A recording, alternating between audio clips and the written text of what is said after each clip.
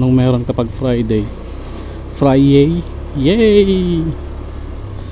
Okay, by the way, ang settings pa rin natin ay 1080p by 30 fps, auto low light off, EIS on, EV00,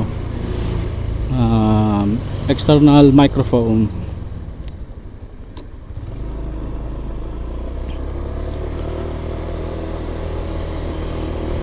So i-testing natin or i-compare natin. Ayun nga, titignan natin kung okay ba itong microphone na freebie ni Tangkor.ph para dito sa OSEC S60TR. And currently ang weather natin ay maaraw, the usual kapag morning. Ayan. So ayun pala, no, kagandahan din dito sa OSEC, Wi-Fi ready siya. Pwede mo siyang i-connect sa cellphone mo. Cellphone natin, Android phone. Ang downside lang kapag nakakonect yung Wi-Fi sa phone ay ang bilis ma-drain ng battery. Like usually ginagawa ko siya kapag matagal ko siyang nagagamit yung Wi-Fi nito, kapag nagta-transfer ako ng videos from dito sa camera papunta dito sa cellphone.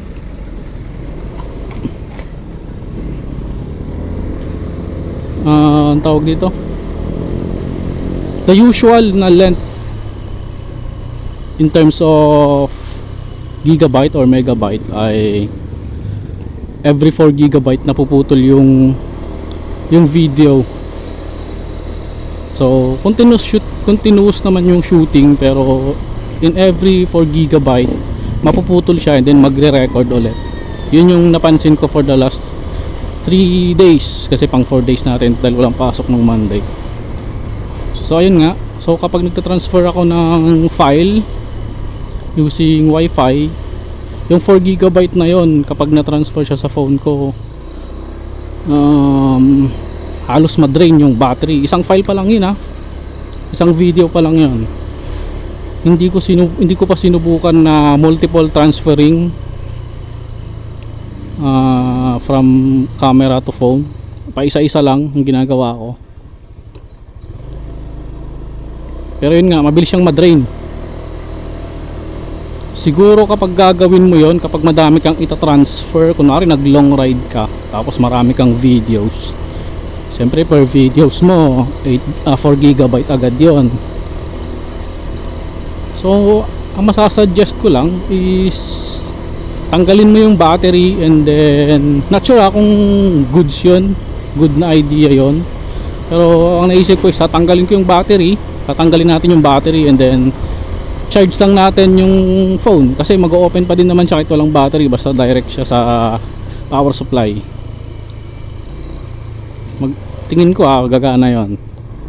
Pero kung hindi man gagana, edi andun yung battery tapos charging while transferring. Yun. Tapos yung sa 4 gigabyte, regardless kung ano yung video resolution mo, ano yung frames na ginamit mo, at 4 gigabyte mapuputol talaga siya. So yung length ng kada 4 gigabyte ay nakadepende kung ano yung video resolution mo. Like nung naka 2.7K ako at 60 fps ay parang 13 minutes lang, 4 gigabytes na siya, mapuputol na. Same with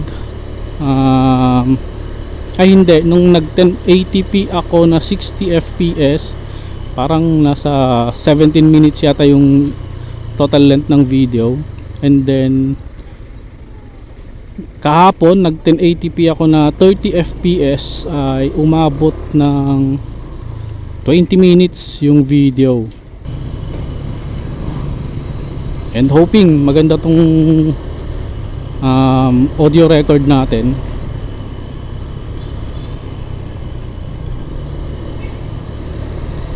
Hoping.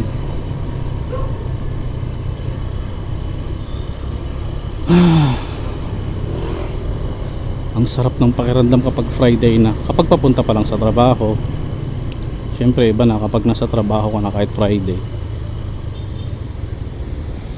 Yes sir.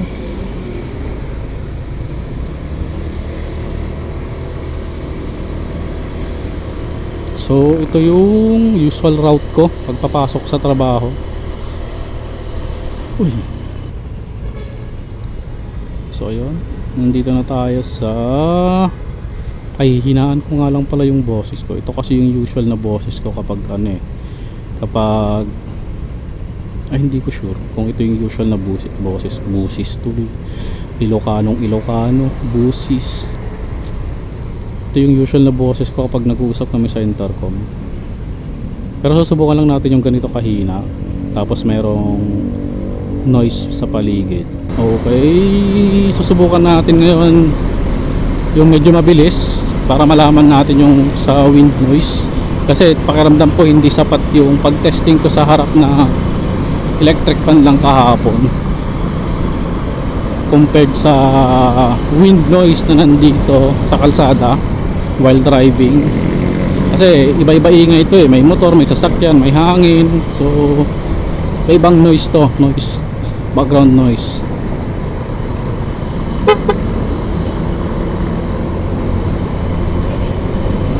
Susubukan pa rin natin kahit ayan, naka almost 50 ako.